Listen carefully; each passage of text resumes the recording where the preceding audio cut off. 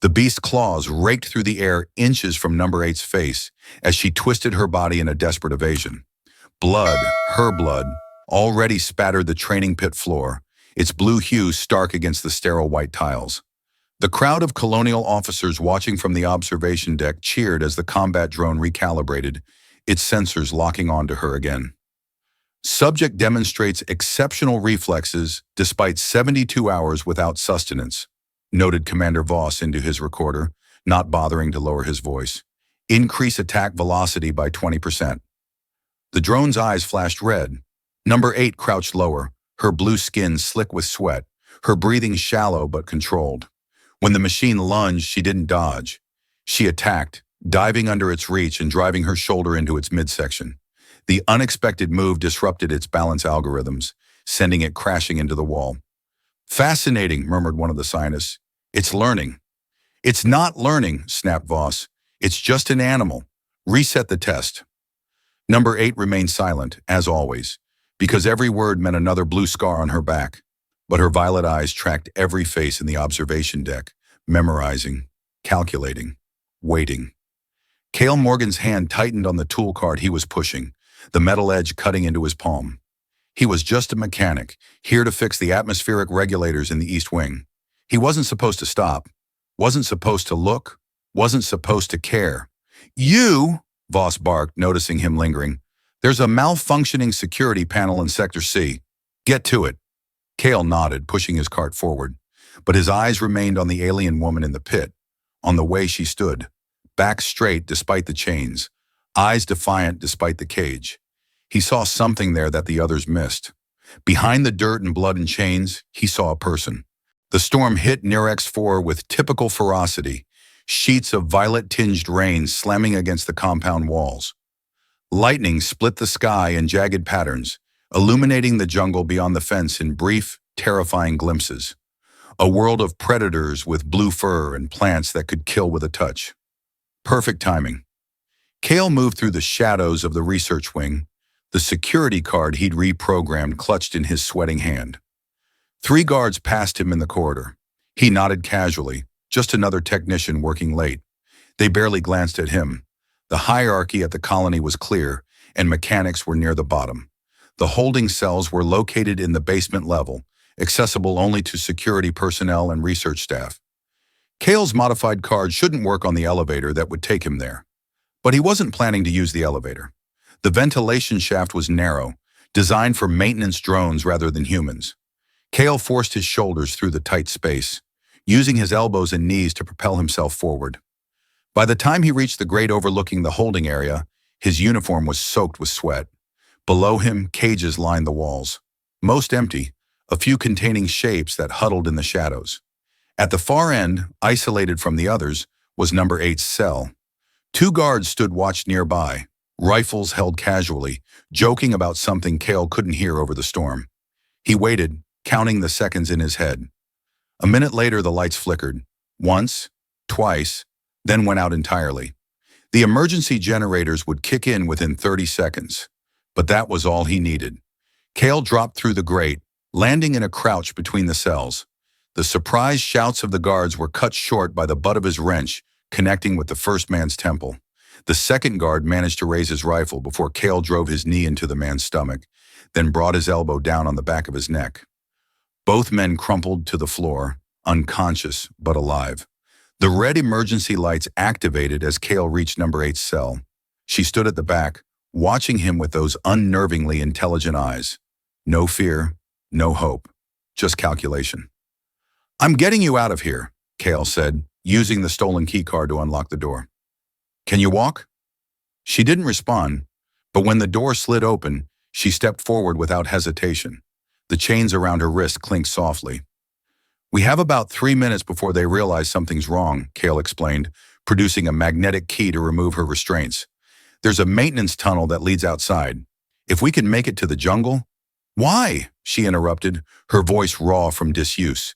The single word seemed to surprise her as much as it did Kale.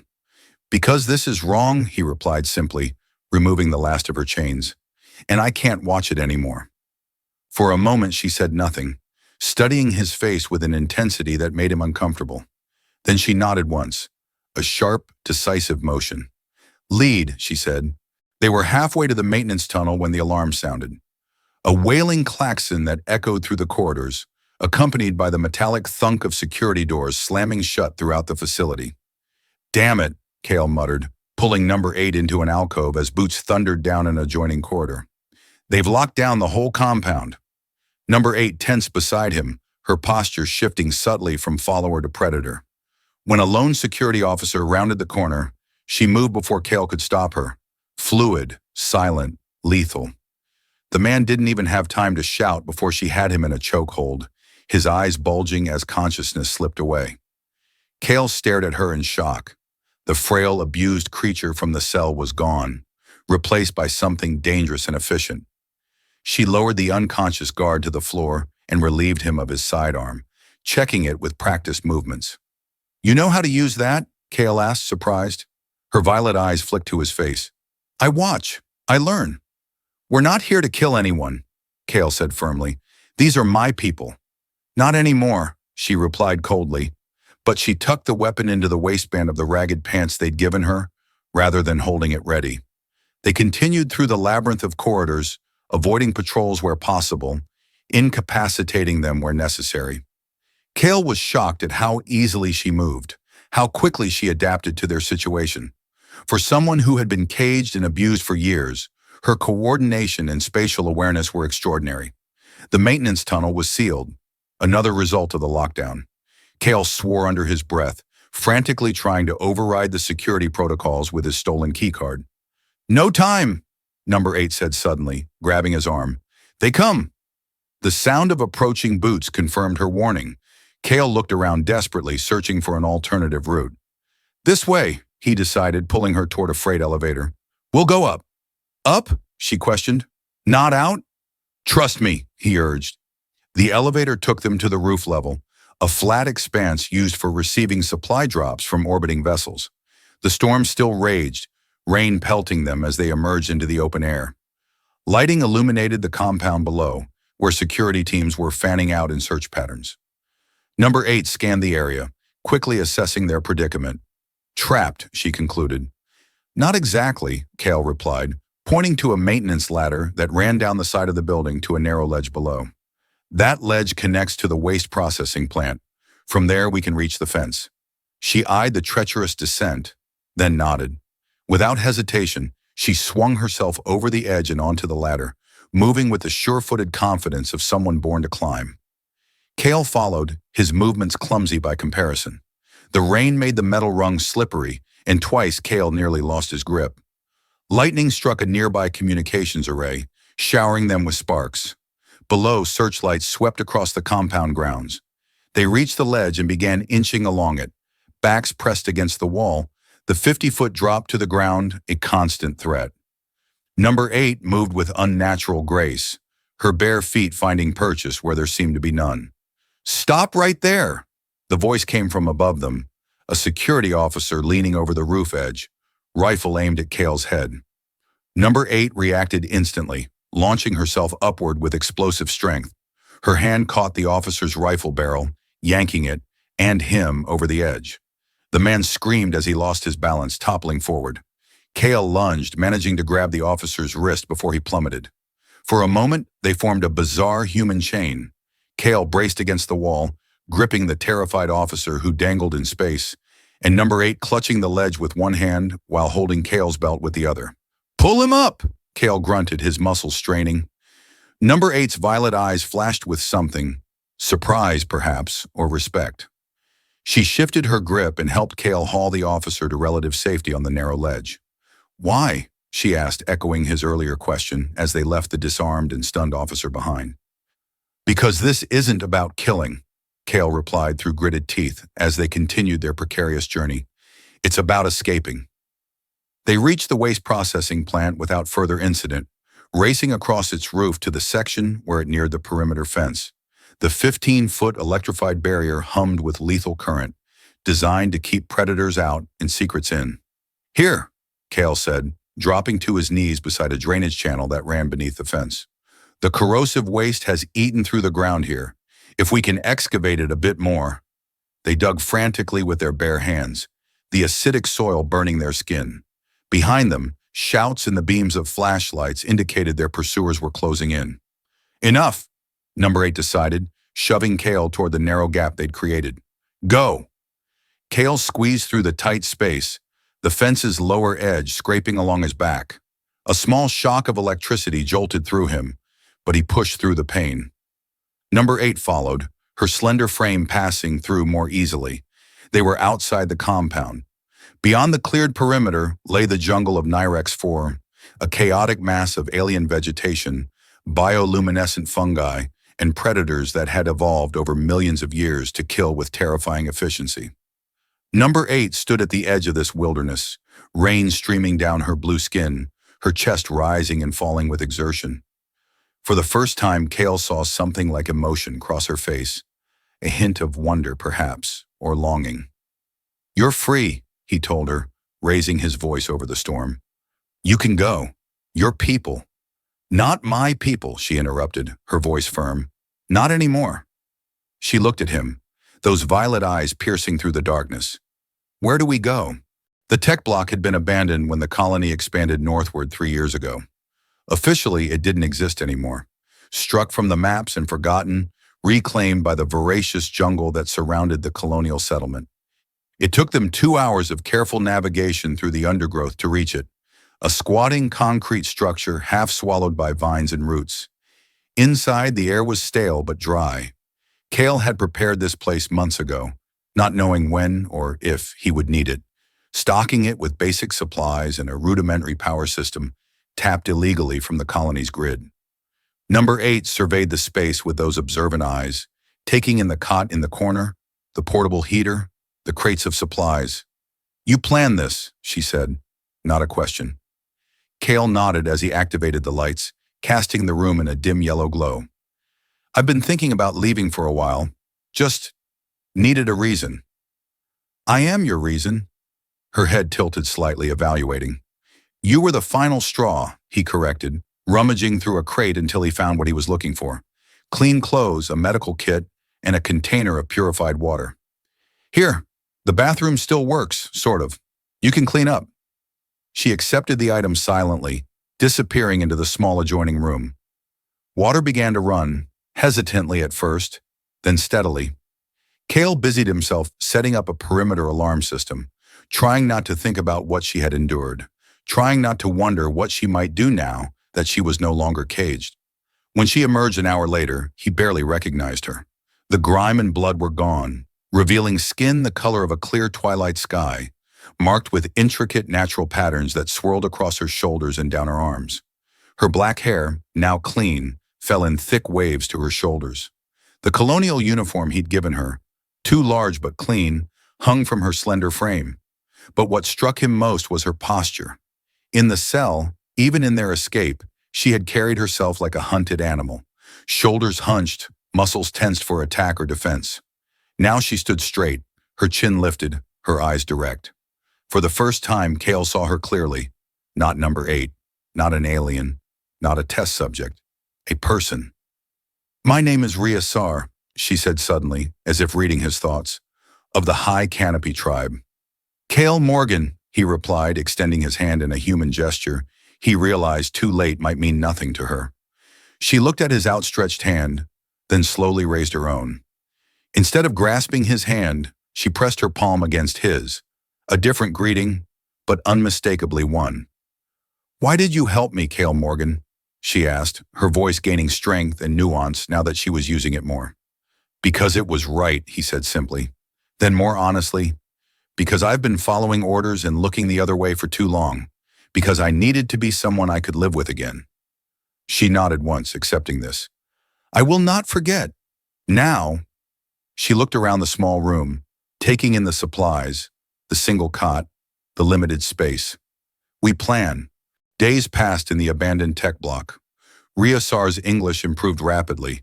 She had been silently learning during her captivity, absorbing the language without revealing her comprehension. Now that she could speak freely, her intellect was obvious. She asked questions about everything, from colony operations to Earth history, to the technical details of the equipment Kale maintained. In return, she began to teach him about Nirex-IV, about the poisonous plants that could kill with a touch, and those that could heal seemingly mortal wounds, about the predators that hunted by sound, and those that tracked by detecting electrical impulses from nervous systems. My people have lived on this world for 1,000 generations, she explained as they sat by the light of the portable heater, sharing a meal of reconstituted protein packs. We understand its rhythms, its dangers. Yet the colony captured you, Kale observed. Her expression darkened. Not captured, betrayed, by one of our own who sought power from the sky people. She looked at him directly. Not all humans are cruel. Not all Zeers are good. This is truth. On the 7th day, the colonial alarm sounded, not the security breach alert that had accompanied their escape, but the general emergency signal that warned of an external threat. Kale ventured close to the perimeter to investigate, returning with grim news. Ripper Pack breached the east fence, he reported, referring to the 6-limbed predators that were the apex hunters of Nirex-IV. At least a dozen of them. The colonies deployed incendiary defenses. Ria'Saar tensed. Fire? Controlled burns along the perimeter, Kale confirmed. Standard procedure. But with this wind, he didn't need to finish the thought. If the flames spread to the jungle, they would quickly grow beyond anyone's control. She moved to the window, looking out at the distant glow now visible against the night sky. We should leave this place. When fire comes to the jungle, all creatures flee. The hunting will be bad. Hunting? She looked at him with something like amusement. You did not think we would live on your dried food forever? That night, they packed everything of value and moved deeper into the jungle, away from the colony and the spreading fires. Ria'Saar led the way, moving through the dense undergrowth with a surety that made Kale's stumbling progress seem even more awkward. How can you see? He gasped after tripping over a root for the 3rd time. I don't see, she replied. I feel. The air moves differently around obstacles. The ground tells my feet where it rises and falls. By dawn, they had traveled several miles, reaching a massive tree with roots that formed a natural shelter. Ria'Saar declared it suitable for a temporary camp. Rest, she commanded. I will watch. Exhausted from the nighttime trek, Kale didn't argue. He spread his sleeping mat in the hollow between 2 massive roots and was asleep almost instantly. He woke to the sound of movement. Opening his eyes, he saw Ria'Saar crouched at the entrance of their shelter, utterly motionless except for her slow, controlled breathing. Outside, something large moved through the undergrowth, something that snuffled and growled as it searched for prey. A ripper. The enormous predator's blue fur was visible in patches through the foliage, its 6 muscular limbs carrying it with surprising grace for a creature its size.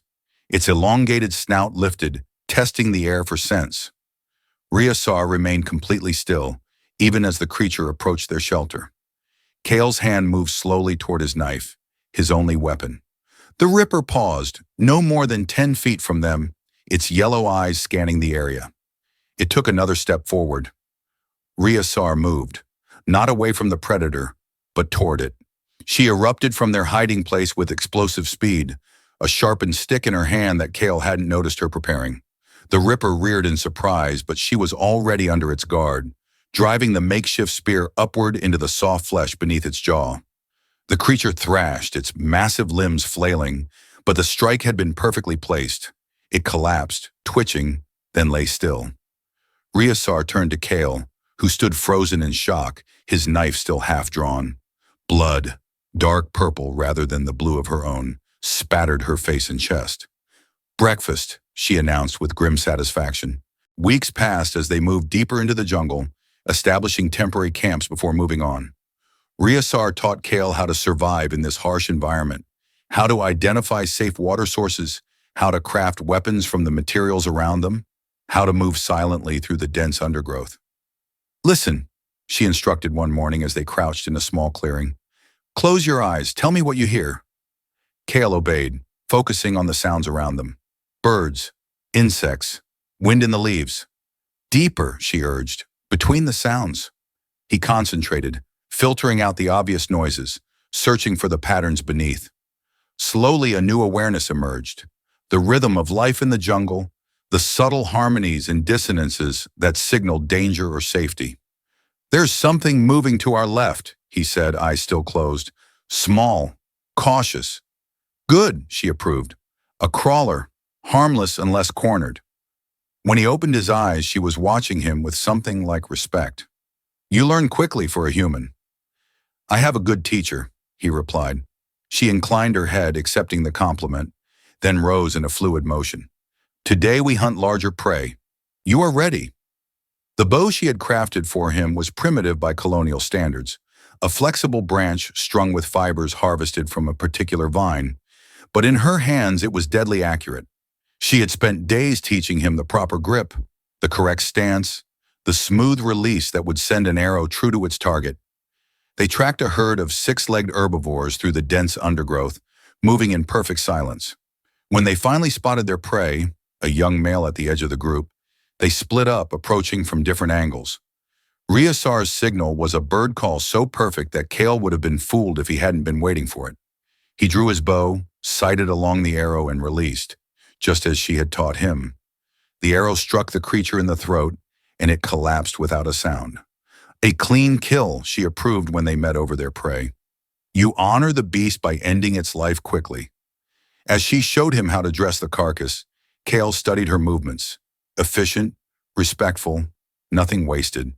This was a different person from the silent prisoner in the cage, yet he sensed that both were aspects of who she truly was. "Your people," he ventured as they carried their harvest back to camp. "Will you return to them?" Her expression grew distant. "My people believe that those taken by the Sky people are forever changed, tainted." She looked at him. "They are not wrong." "You're not tainted," Kale objected. "I am not what I was," she corrected. "The girl who was taken from her village would not have driven a spear into a ripper's throat without hesitation, would not have killed colonial guards to escape." Her violet eyes held his. "Would not have trusted a Sky person who freed her." That night, as they roasted their kill over a small fire carefully shielded to prevent the smoke from being visible, Ria'Saar suddenly tensed, her head lifting like a predator catching a scent. "What is it?" Kale whispered, reaching for his knife. "Colonial flyers," she said, pointing upward through the dense canopy. "Many." Now Kale could hear it too, the distinctive whine of the colony's scout ships, moving in a search pattern overhead. They extinguished the fire immediately, retreating deeper into the shelter of the massive tree roots. "They're still looking for us?" Kale wondered aloud. It had been weeks since their escape. He had assumed the colony would have written them off by now. "Not us," Ria'Saar replied, her expression grim. "My people. Listen." In the distance came the unmistakable sound of energy weapons discharging, followed by the deeper boom of explosives. The colonial forces weren't searching.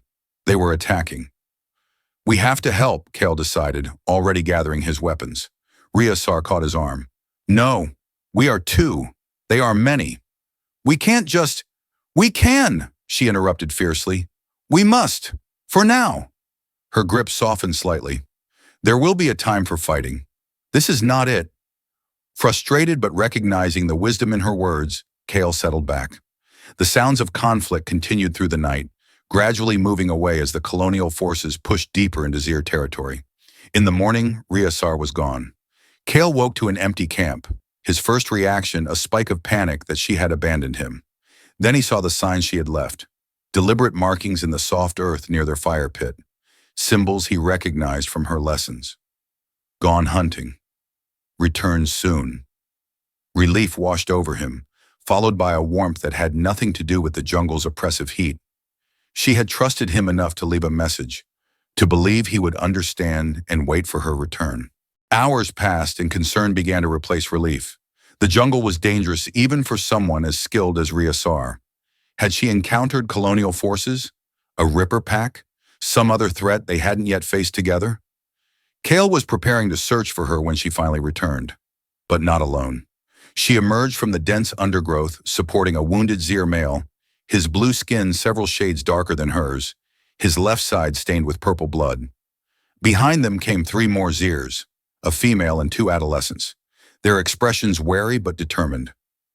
"My kin tribe," Ria'Saar explained as she helped the injured male to the ground. the only survivors of their hunting party. The colony attacked without warning. Kale moved automatically to help, opening their medical kit and applying pressure to the male's wound, a deep gash that appeared to have been caused by shrapnel rather than a direct energy blast. The other Zeers watched him with obvious distrust, keeping their distance as he worked. One of the adolescents hissed something in their native language, a sound like rushing water over stones. Ria'Saar responded sharply, and the younger Zeer subsided, though the hostility in its gaze did not diminish. "What did it say?" Kale asked as he bandaged the injured male's side. "He," Ria'Saar corrected, "said I bring death to our hiding place by bringing a sky person." She checked his work on the bandage, adjusting it slightly. "I told him you are not like the others." "And they believe that?" Her violet eyes met his. "They believe me. Whether they believe in you is for you to prove." Over the next few days, Kale worked to earn the trust of the Zeer refugees. He shared his knowledge of colonial patrol patterns, helping them avoid detection as they moved through the jungle. He taught them about the weaknesses in colonial technology, the blind spots in motion sensors, the frequencies that disrupted communication devices. In return, they began to accept his presence, if not entirely his person. The injured male, whose name translated roughly as far jumper, seemed the most willing to bridge the gap, perhaps because Kale had treated his wounds. "Why do the sky people attack now?" Far Jumper asked one evening as they shared a meal around a carefully shielded fire. "After so many cycles of taking our people but leaving our villages alone?" Kale shook his head. "I don't know. The colony doesn't typically launch offensive operations without provocation. Unless," Ria'Saar interjected, "they fear something." "Like what?" Kale asked. She exchanged glances with Far Jumper. "Like unity." Far Jumper spoke rapidly in their native tongue, too quickly for Kale to catch more than a few words from Ria'Saar's earlier lessons. She listened intently, then nodded. "The tribes are gathering," she translated for Kale's benefit. "For the first time in many generations, a leader has emerged who speaks of resistance, of driving the sky people from our world." "That would explain the colony's preemptive strikes," Kale mused. "They're trying to disrupt the coalition before it fully forms." "Yes," Ria'Saar agreed, "but they are too late. The gathering has already begun in the Valley of Ancestors. Far Jumper's hunting party was ambushed, returning from delivering their tribe's pledge." The implications settled heavily on Kale. If the Zeer tribes united, the colony would face a threat unlike any since its establishment on Nirex-IV. The resulting conflict would be devastating for both sides. "There must be a way to prevent this," he said, thinking aloud. "Some path besides mutual destruction?" Far Jumper made a dismissive sound. "The sky people understand only force. They respect only what they fear." "Then perhaps," Ria'Saar suggested quietly, "they must learn to fear the Zeer." The plan formed over the next 2 days, refined through heated debates and careful consideration of their limited resources. Ria'Saar and Far Jumper would journey to the Valley of Ancestors to warn the gathering tribes of the colonial attacks, while Kale would lead the female, whose name translated as Swift River, and the 2 adolescents to a safer location deeper in the jungle. "I should go with you," Kale argued on the morning of their departure. "My knowledge of colony defenses would be useless if you were killed on sight," Ria'Saar cut him off. "No human has ever entered the valley and lived to tell of it." "But you said I'm not like other humans." Something softened in her violet eyes. "You are not, which is why I need you alive, Kale Morgan." She placed a hand briefly on his chest, a gesture that had become familiar between them. "Guard my kin tribe. Teach them what you have taught me. We will return when we can."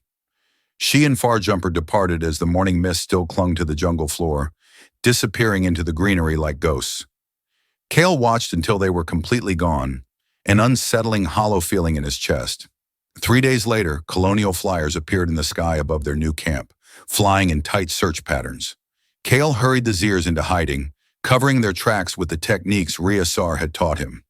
"They hunt with greater purpose now," Swift River observed as they watched from concealment, "as if they seek specific prey." A cold realization settled in Kale's gut. They know about the gathering. They're going to strike at the valley. That night, as the Zeers slept, Kale made his decision. Gathering essential supplies and weapons, He left a message similar to the one Ria'Saar had left him. Symbols scratched into the earth that would tell them he had gone to warn the others and would return if possible. He traveled through the night, pushing himself to the limits of the endurance he had built during his weeks in the jungle. By dawn, he had reached the edge of colonial territory, where the patrols were heaviest. Concealing himself in the dense undergrowth, he observed the increased activity at the perimeter. Additional security forces, weapons being distributed, scout ships being prepped for launch. All signs of an imminent operation. He needed to get past them, to find the valley before the colonial forces did. But how? The answer came in the form of a supply convoy, 3 ground transports moving slowly along the rough trail that served as a road into the jungle. Colonial forces often established forward operating bases for extended missions. This convoy would be carrying everything needed for such a base. Kale waited until the last transport passed his position, then sprinted from cover, using the vehicle's blind spot to climb aboard undetected. He concealed himself among the supply crates, pulling a tarp over his body for good measure. The journey was agonizing, hours of being jostled and bumped as the transport navigated the difficult terrain, the constant fear of discovery by the soldiers who occasionally checked the cargo. But it carried him deep into territory he could never have traversed on foot without being detected.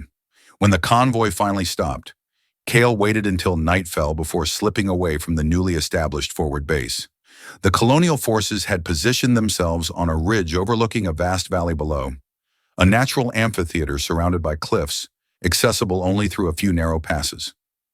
The Valley of Ancestors. Even from a distance, Kale could see the gathering. Hundreds of Zeers from different tribes, identified by variations in their skin patterns and the designs of their simple clothing. They had constructed a temporary settlement of shelters and communal areas, illuminated by bioluminescent plants and small fires. It was the largest congregation of Zeers the colony had ever witnessed, and from the preparations he had observed at the forward base, they intended to end it with overwhelming force. Kale began making his way down the far side of the ridge, intending to circle around and approach the valley from a direction away from the colonial forces. But as he descended through the darkness, a sound froze him in place, the distinctive click of an energy rifle being armed. "That's far enough, Morgan." Commander Voss emerged from behind a massive tree, his rifle trained steadily on Kale's chest. 2 colonial soldiers flanked him, their weapons also ready. "I wondered if we'd find you out here," Voss continued conversationally. "When number 8 escaped, I had my doubts about whether you'd actually gone native or were just hiding in the jungle. But here you are, proving me right." Kale raised his hand slowly. "The Zeers aren't a threat, Voss. Not unless you make them one." "Not a threat?" Voss laughed, a hard, humorless sound. "Look down there. The largest gathering of hostiles since we established the colony. You think that's a coincidence? They're planning an attack." "They're defending themselves against your attacks," Kale corrected. "You fired first." Voss's expression hardened. "We established this colony for humanity's future, Morgan. Resources back home are depleted. Nirex-IV has everything we need. Minerals, biological samples, space to expand. If the natives resist progress, they become obstacles. Obstacles get removed." "Is that how you justify treating sentient beings like animals?"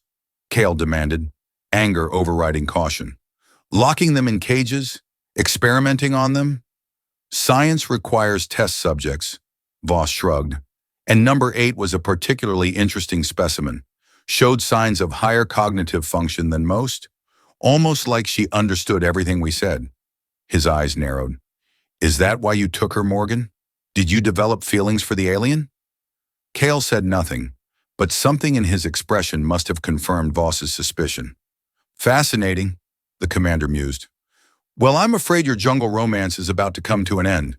At dawn, we're going to eliminate the gathering below.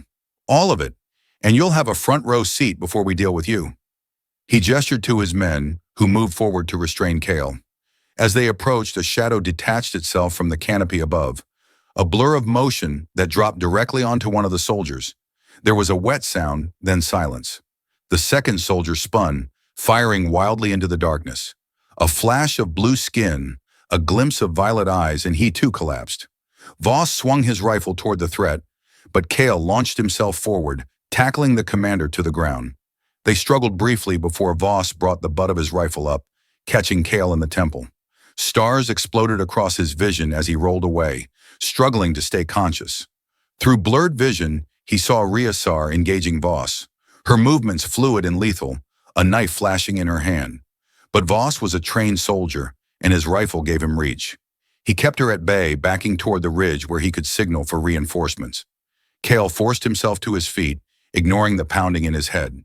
He picked up a fallen soldier's rifle and raised it, aiming at Voss. "Stop!" he shouted. Both Voss and Ria'Saar froze, looking toward him. "Put the weapon down, Commander," Kale ordered, his voice steady despite the blood trickling down his face. "It's over." "You won't shoot me, Morgan," Voss replied confidently. "You never had the stomach for it. That's why you became a mechanic instead of staying in the fight." "You're right," Kale admitted.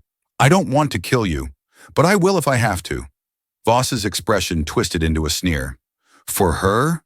She's not even human, Morgan. She's a person," Kale finished firmly. "One you treated like an animal." In the moment of distraction, Ria'Saar moved, not toward Voss, but to Kale's side. Her hand closed over his on the rifle. "Not like this," she said softly. "Not for me." Before either man could react, she swung the rifle toward the valley and fired a single shot into the air. The energy blast illuminated the night sky like a miniature sun, visible for miles. The effect was immediate. The Zir gathering below erupted into motion, warriors moving to defensive positions, non-combatants being herded to safety. At the colonial forward base, alarms began to sound. "What have you done?" Voss snarled. "You've started a war." "No," Ria'Saar replied calmly. "I have prevented one." She nodded toward the valley where the Zirs were not preparing for battle, but rapidly dismantling their gathering. "My people will disperse into the jungle, where your soldiers cannot find them. They will live to fight another day, on their terms, not yours." "It won't matter," Voss snapped. "We'll hunt down every last one of them, starting with you." He raised his rifle again. Kale stepped in front of Ria'Saar, the colonial rifle still in his hands. "Not while I'm alive." For a long moment, the two men faced each other, weapons raised, neither willing to back down. Then Ria'Saar placed a hand on Kale's shoulder. "We go. Now." With a final glare at Voss, Kale backed away, keeping his rifle trained on the commander until they were swallowed by the jungle's darkness. "He'll send everything he has after us," Kale warned as they ran through the undergrowth, guided by Ria'Saar's superior night vision. "Let him try," she replied, a fierce grin visible in the faint bioluminescent glow of the plants around them. "This is my world, not his." The colonial response was as furious as it was futile. Scout ships scoured the jungle for days, ground teams established checkpoints at known water sources, and bounties were offered to anyone who helped capture the traitor and the escaped test subject. But the jungle of Nirex-IV was vast, and Ria'Saar knew its secrets intimately. They moved constantly, never staying in one location long enough to be tracked, utilizing caves, tree canopies, and underwater passages to evade pursuit. A month after the confrontation at the valley, the search was officially called off. The resources required to find two people in the jungle were simply too great to justify the effort. Unofficially, rumors spread through the colony that Commander Voss had become obsessed, devoting his personal time to the hunt long after it was abandoned by his superiors. Ria'Saar and Kale established a more permanent camp deep in the territory of the Blue Rippers, reasoning that colonial forces would avoid areas with high predator concentrations. Using techniques from both their cultures, they constructed a home in the high branches of a massive tree, safe from ground predators and difficult to spot from the air. "The tribes have scattered," Farjumper reported during one of his periodic visits, "but not abandoned the fight. They watch the sky people, learn their patterns, prepare." "For what?" Kale asked, though he already suspected the answer. "For the day we take back our world," the Zir warrior replied simply. "It will not be soon, but it will come." After Farjumper departed, Ria'Saar sat silently by the small fire they had built in the stone hearth of their tree home, her violet eyes reflecting the flames. "You're thinking about the future," Kale observed, recognizing her contemplative posture. "I am thinking about change," she corrected. "My people change. Your people change. We change." She looked up at him. "What are we now, Kale Morgan? Not fully of either world." He moved to sit beside her, their shoulders touching. Maybe that's not a bad thing. Maybe the future needs people who can bridge worlds. Perhaps, she agreed. Or perhaps we are just two who found each other across stars and blood and do not wish to be parted. The simplicity of her statement caught him off guard. In all their time together, through escape and survival and building a life in this harsh world, they had never directly addressed what had grown between them, this connection that transcended species and culture. "Is that what you want?" he asked, his voice rough with emotion. "To stay together?" Her violet eyes held his, unflinching. "I was caged. You freed me. I was silent. You taught me to speak again." She placed her hand against his chest, feeling his heartbeat. "But most important, I was seen as a thing. You saw me as a person." "You are a person," Kale insisted. "The most extraordinary person I've ever known." "And you," she replied softly, "are the reason I did not become truly the monster they tried to make me." Her hand moved to cup his face. "Except, perhaps, for those who deserve it." The threat implied in her words should have disturbed him, but Kale understood its source: the years of captivity and abuse, the wounds that might never fully heal. Ria'Saar would never be entirely tamed, never completely conform to human notions of morality or restraint, and he found he didn't want her to be. "So what now?" he asked, covering her hand with his own. "Now," she said, a rare smile softening her features, "we become the story that frightens those who should be frightened, the legend that gives hope to those who need it." And they did. In the years that followed, tales spread through both the colony and the Zir tribes of two figures who moved like shadows through the jungle, one blue-skinned and lethal, the other human but not quite, both defending those who could not defend themselves. Colonial hunting parties that ventured too deep into Zir territory would return with fewer members than they left with, telling stories of a blue ghost who moved through the trees as if they were part of her. Merchants who mistreated native laborers would wake to find their stores destroyed, their stolen profits distributed among those they had cheated. And on nights when the storms raged across Nirex-IV, when lightning split the sky and rain hammered against the colony walls, some claimed they could hear laughter in the darkness beyond the fence. Not human laughter, not quite alien either, but something new, something that belonged to this world and no other. A legend born of cruelty and kindness, of captivity and freedom, of seeing the person behind the prisoner. They called her a monster. He called her Ria'Saar. And in time, even those who feared her came to understand. She was what they had made her. But she was also what she had chosen to become,